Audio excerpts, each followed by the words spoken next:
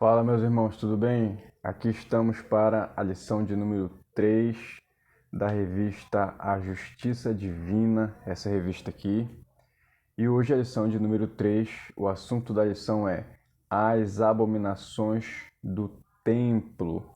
Nós vamos falar a respeito da idolatria na qual a nação de Israel se envolveu. Por isso, Deus ficou furioso e a castigou, entregando-a nas mãos dos seus inimigos.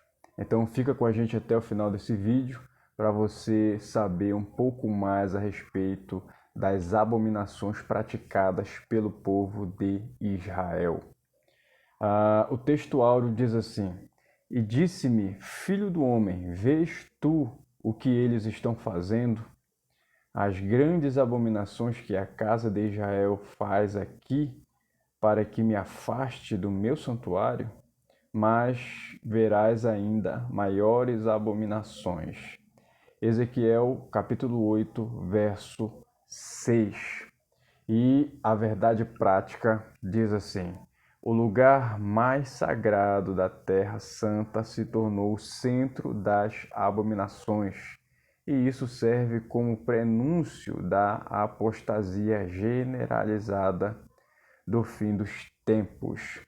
Muito aplicável a nós atualmente, como igreja, somos membros do corpo de Cristo e temos essa responsabilidade, de carregar a santidade, de sermos santos, separados, incomuns, diferentes. E o que o inimigo tem tentado fazer é exatamente corromper aqueles que, por natureza divina, deveriam ser santos. A nossa leitura bíblica está em Ezequiel capítulo 8, o verso 5, 6 e 9, depois 5, 6, do 9 ao 12 e depois o 14 e o 16. Vou colocar na tela para você acompanhar. Vamos fazer a leitura juntos?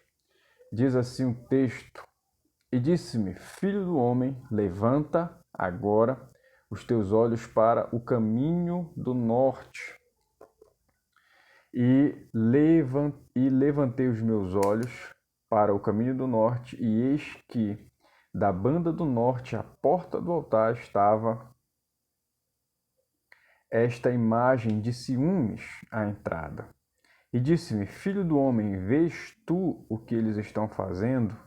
As grandes abominações que a casa de Israel faz aqui, para que me afaste do meu santuário, mas verás ainda maiores abominações. Então me disse, entra e vê as malignas abominações que eles fazem aqui.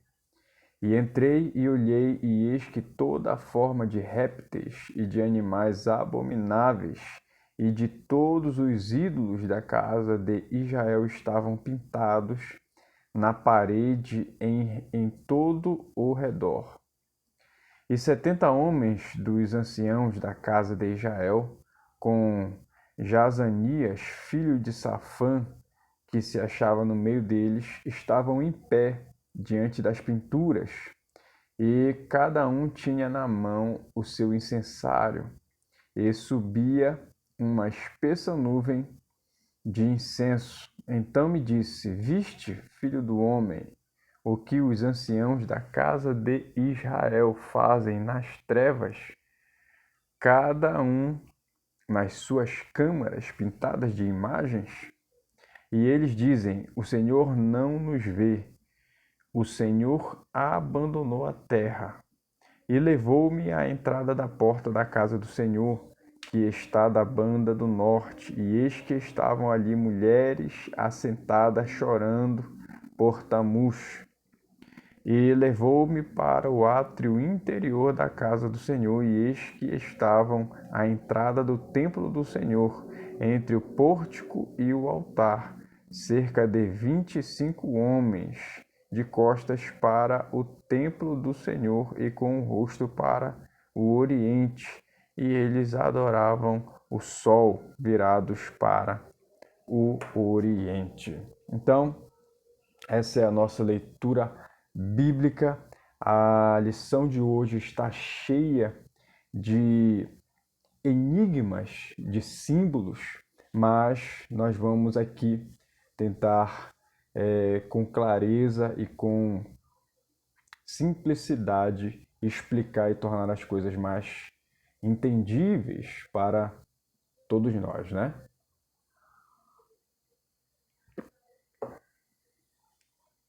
Então a lição de hoje vai falar a respeito das abominações praticadas pela nação de Israel dentro do templo de Deus, né? Onde o nosso Deus ele era adorado. E isso vai expressar a idolatria do povo.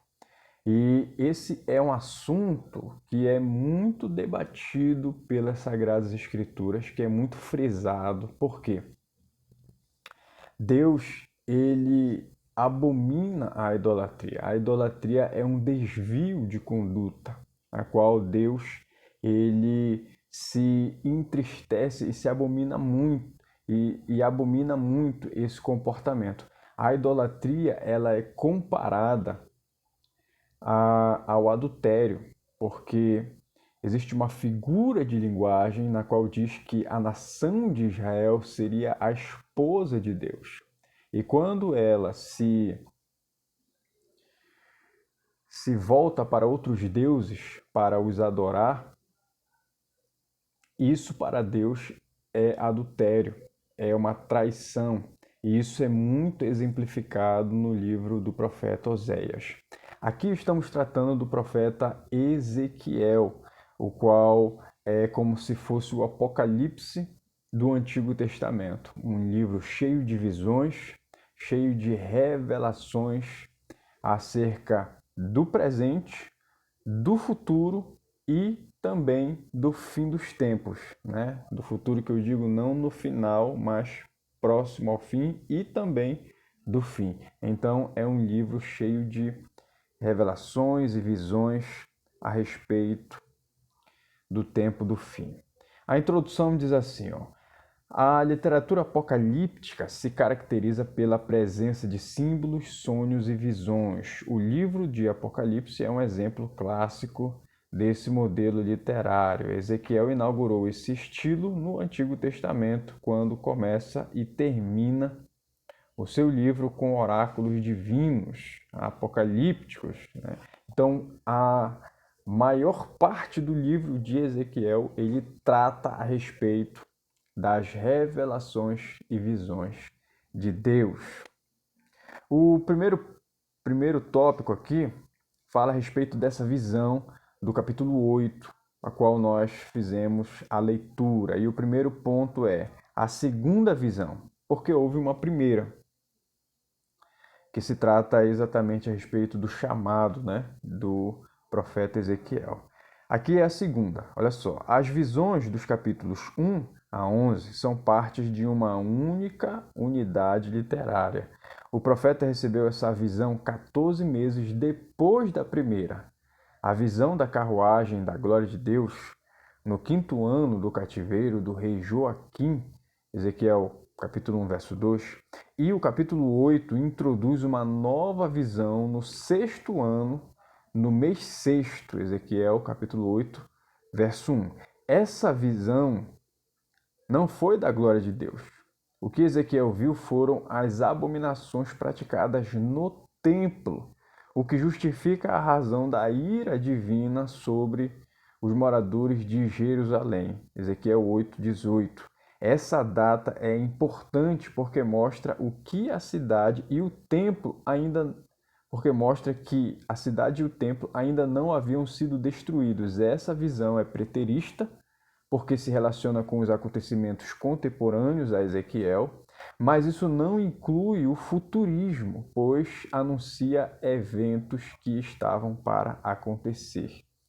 Então, essa visão, ela inicia uma nova sessão de revelações diferente, separada da primeira, que está relacionada ao chamado de Ezequiel. Aqui, diferente da primeira, que mostrou a glória de Deus, né, a carruagem e tal, aqui já mostra as abominações, os pecados praticados pela própria nação de Israel dentro do templo, o que seria uma blasfêmia, né? Muito grande. Então, essas pessoas, os sacerdotes, aqueles que deveriam ser santos e conduzir o povo a uma santidade, ao temor a Deus, eles foram os que praticaram tais abominações. Então, essa visão ela traz duas características. Uma, que é a preterista, porque trata de acontecimentos da época, do momento ali, e ao mesmo tempo é uma visão futurista, porque vai falar de coisas relacionadas ao futuro, como o próprio nome já diz. E aqui o ponto 2 fala as visões das abominações do templo, se tratando da visão em si. A visão do capítulo 8 destoa das demais visões do próprio Ezequiel e demais profetas do Antigo Testamento. Ele foi levado pelo Espírito Santo entre o céu e a terra e levado a Jerusalém numa visão. Verso 1 a 3 do capítulo 8. As visões de Deus mostram fatos que estão acontecendo no ato da revelação e que ainda vão acontecer. Então aqui ele mostra 3 períodos de tempo pelos quais a visão se refere: a curto prazo, a médio prazo e a longo prazo. Até mesmo no contexto escatológico, Daniel teve visões de coisas futuras e o apóstolo João também teve visões de coisas futuras. Então, essas visões elas tratam do passado, do presente e do futuro. E um detalhe muito importante aqui dentro deste cenário é que, parecido, né, com a revelação de Deus ao apóstolo João, aqui na revelação ao profeta Ezequiel, Deus fala as mesmas palavras. Escreve o que você está vendo, porque estas palavras são verdadeiras e fiéis, e porque em breve tudo isso vai acontecer. Então a palavra de Deus ela é fiel. Se temos algo que podemos nos apoiar, confiar, é a palavra de Deus, porque ela é fiel e ela não muda. O próprio Jesus disse: passarão os céus e a terra, mas as minhas palavras não passarão. Glória a Deus por isso. Então aqui nós entendemos um pouco a respeito das visões das abominações e agora vamos tentar entender o ponto 3 aqui, como entender as visões. Ezequiel foi transportado em espírito da Babilônia para o templo em Jerusalém. Há quem afirme ter sido no corpo, incorpore, era uma visão em tempo real, capítulo 11, verso 1. Mas não foi física, e isso fica claro porque o profeta diz: me trouxe a Jerusalém em visões de Deus. E depois ele retorna à Caldeia, capítulo 11, verso 24. Essa é a mesma experiência do apóstolo João em Apocalipse, capítulo 1, verso 10. Então, Deus pegou ali o profeta em espírito e o levou em uma viagem ali até Jerusalém, mais precisamente no ambiente do templo, para que ele pudesse contemplar as abominações que ali estavam sendo praticadas. Como nós já vimos, foi uma visão em tempo real de coisas que estavam acontecendo ali naquele momento, mas que também se referia a coisas que aconteceriam mais tarde, depois, no futuro.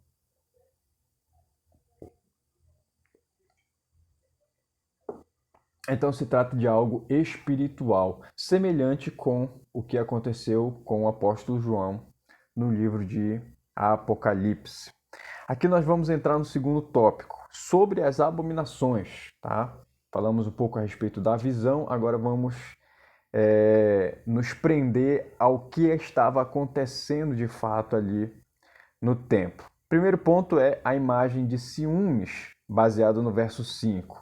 O termo ciúme, do hebraico, se pronuncia kina, significa zelo, ciúme ardente, provocando até a ira. Essa imagem é semel, em hebraico, imagem ídolo, que muitos expositores do Antigo Testamento identificam como Aserá. Deusa também conhecida como bosque, poste, ídolo. O rei Manassés pôs no templo de Jerusalém a imagem de madeira de Aserá, 2 Reis, capítulo 21, verso 3 e verso 7, mas que foi destruída pelo rei Josias no capítulo 23, do verso 3, também de 2 Reis. Muitos acreditam que nos dias de Ezequiel ela tenha sido colocada de volta no templo. O uso da expressão imagem de ciúme se explica porque a idolatria provoca ciúme de Deus pelo seu povo. Como a gente mencionou anteriormente, né? Deus, existe uma figura de linguagem na qual a nação de Israel seria a esposa de Deus e Deus consequentemente, seu marido, e que toda a idolatria da nação de Israel simboliza o pecado de adultério, no qual a nação ela provoca o ciúme em Deus. Entre eles, essa deusa que será muito difundida no meio do povo de Israel, ela foi protagonista da idolatria durante um período muito grande. E aqui novamente ela aparece. Então, a imagem de ciúme, muitos eruditos relacionam a esse ídolo por conta dessa reputação, né, dessa fama, digamos assim, que ela tem. Mas não era só isso. Ponto 2 diz aqui: culto aos animais e aos répteis. Esse culto pagão mostra o seu aspecto secreto e clandestino. Nessa visão, o profeta precisou cavar um buraco na parede para ver o que se passava nas câmaras do templo. Ezequiel viu pintado na parede, no interior da casa de Deus, toda a sorte de animais abomináveis, répteis, além dos ídolos do povo. Então aqui vai mostrar a visão vai evoluindo e, consequentemente, o pecado da nação de Israel vai se agravando. Se por um lado aparecia essa deusa, a imagem de ciúmes, mas lá dentro, onde seria o lugar santíssimo, aonde deveria estar somente a arca da aliança, já havia sido pintado nas paredes imagens dos animais e répteis, e um grupo de homens ali, 70 homens estavam ali dentro com seus incensários adorando essas imagens. Então aqui, além de ser imagens de animais proibidos, aquela lista em Levítico de animais que não se devem tocar e nem comer, além de não poder tocar nesses animais, o povo de Israel foi além, estava adorando esses animais, répteis e toda sorte de animais considerados imundos pelos israelitas. Aqui eles estão adorando essas imagens, visto terem o exemplo das nações pagãs que cultuavam toda sorte de animais e répteis, aqui eles estão fazendo a mesma coisa. E aqui o ponto 3 vai se referir aos 70 anciãos, do verso 11. O ancião em hebraico, zaken, literalmente é idoso, e no grego presbíteros, o mais velho. Ambas se referem tanto a pessoas velhas como também a líderes comunitários. Aqui vai citar várias referências: Ezequiel capítulo 7, verso 26, Êxodo capítulo 19, verso 7, Isaías capítulo 24, verso 23, Jeremias capítulo 19, verso 1. O termo é usado ainda para príncipes, Isaías capítulo 3, verso 14, e líderes nas comunidades cristãs. Agora já no Novo Testamento, Atos capítulo 14, verso 23 e o capítulo 20, verso 17. Não se tem informação detalhada sobre os 70 homens dos anciãos da casa de Israel.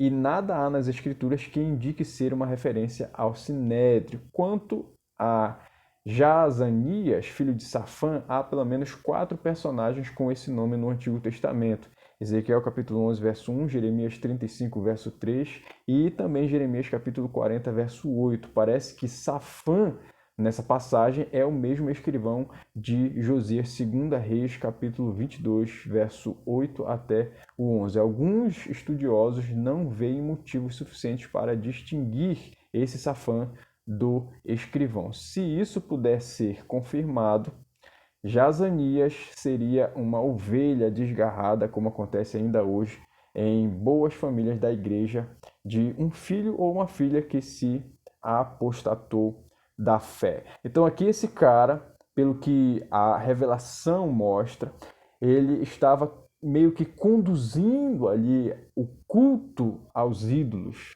né? Fazendo ali a liturgia daquele culto pagão aos ídolos dentro do templo de Deus. Quanto aos anciãos, não temos informações de quem são e também a Bíblia não correlaciona eles com, posteriormente, na época de Jesus, o que vai acontecer é o Sinédrio, né? Não há ligação aqui. Talvez o Sinédrio seja já uma organização baseada no que aconteceu aqui, mas não temos ligações entre elas. Então aqui nós vamos partir para o final, o tópico 3, sobre as abominações. E o primeiro ponto é o ritual de Tammuz, no verso 14. Tammuz era uma divindade babilônica de origem suméria, deus da vegetação e dos rebanhos. A crença pagã era que ele ficava 6 meses morto no submundo, no período da seca, e 6 meses vivo no período das chuvas. Assim era realizado anualmente o ritual de lamento pelas carpideiras em favor de Tammuz, no segundo dia do 4º mês, para que ele ressuscitasse e fizesse chover. Então aqui um outro aspecto da visão que Ezequiel tem é a respeito das carpideiras, ali, aquelas pranteadoras que eram contratadas para lamentar, para chorar.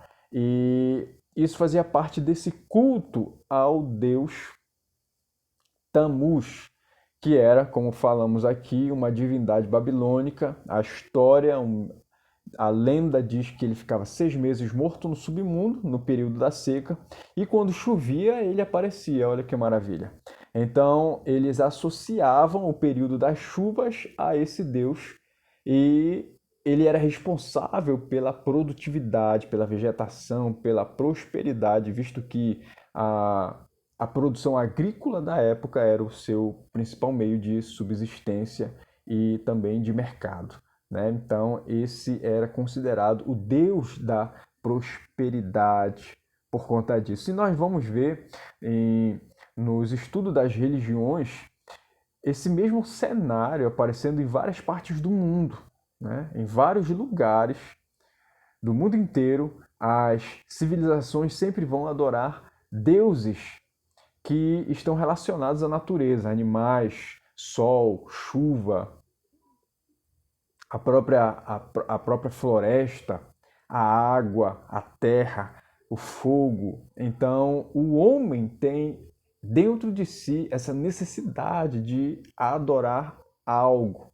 E o inimigo das nossas almas, ele se utiliza dessa necessidade para fazer com que o homem se desvie ali da sua essência, que seria ter comunhão com o Criador, né?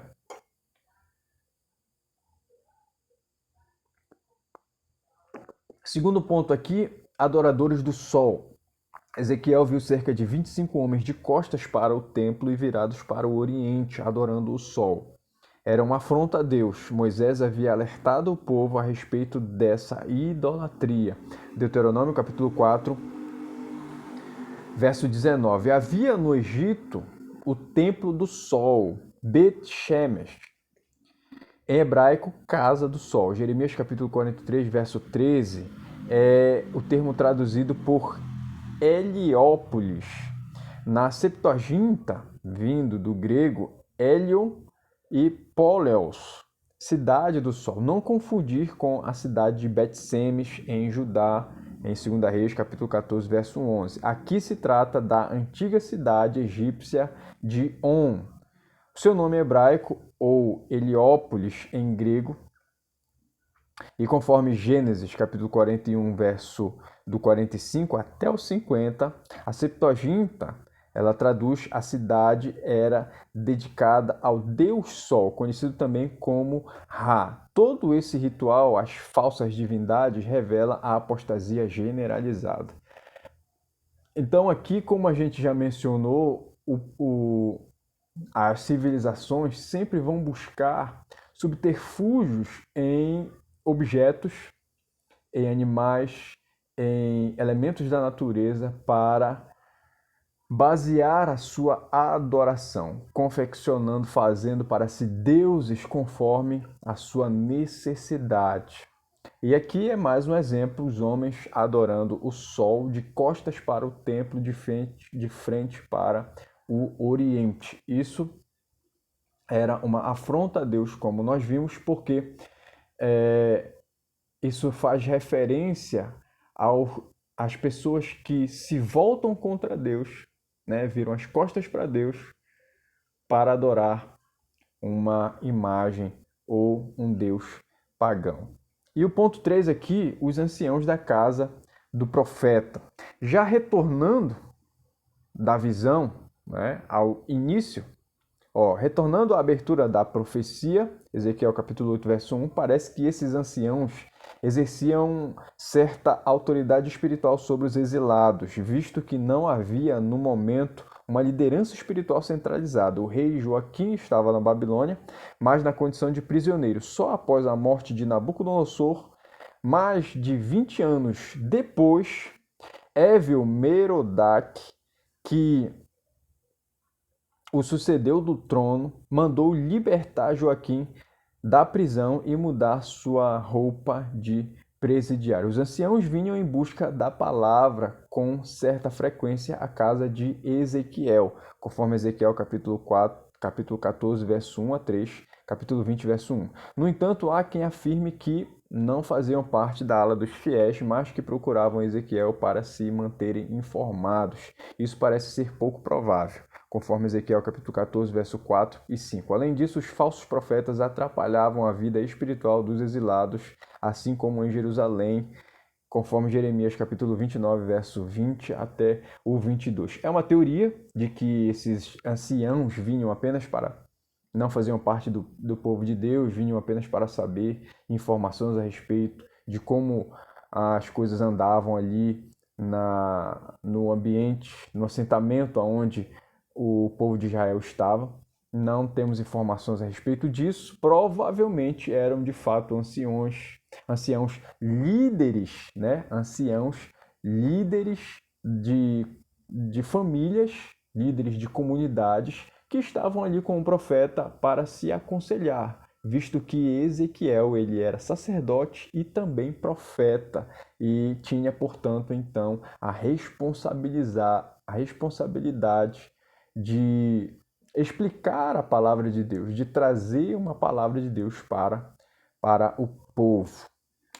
Certo? Vamos aqui então para a conclusão. Aprendemos com as 4 cenas do pecado cultico que um Deus santo não tolera o pecado. Deus exige fidelidade de seu povo. O que aconteceu com Israel nos ensina sobre a responsabilidade na santidade com a adoração e o estilo de vida, também para os dias atuais pelos crentes em Jesus. Então, como aplicamos tudo isso à nossa vida? O templo, atualmente somos nós, individualmente, somos templo do Espírito de Deus. Então é nossa responsabilidade fazer com que o nosso templo seja santo com as nossas atitudes e as nossas obras e com aquilo que produzimos. Tudo isso deve expressar a santidade que há dentro de nós. Responde aqui nos comentários o nosso questionário, tá? Primeira pergunta.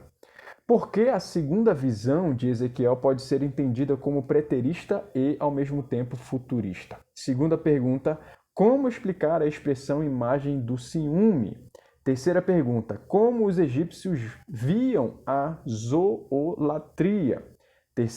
Quarta pergunta. Como era o objetivo do ritual das carpideiras? Qual era o objetivo do ritual das carpideiras na visão de Ezequiel? E a última pergunta, quinta, onde Moisés condenou o culto ao sol? Antes de ir embora, se inscreve aqui no nosso canal, deixa o seu like e ativa também as notificações para você ser avisado toda vez que a gente postar um vídeo novo aqui no nosso canal, tá bom? Obrigado por ficar até aqui, Deus te abençoe e até a próxima aula.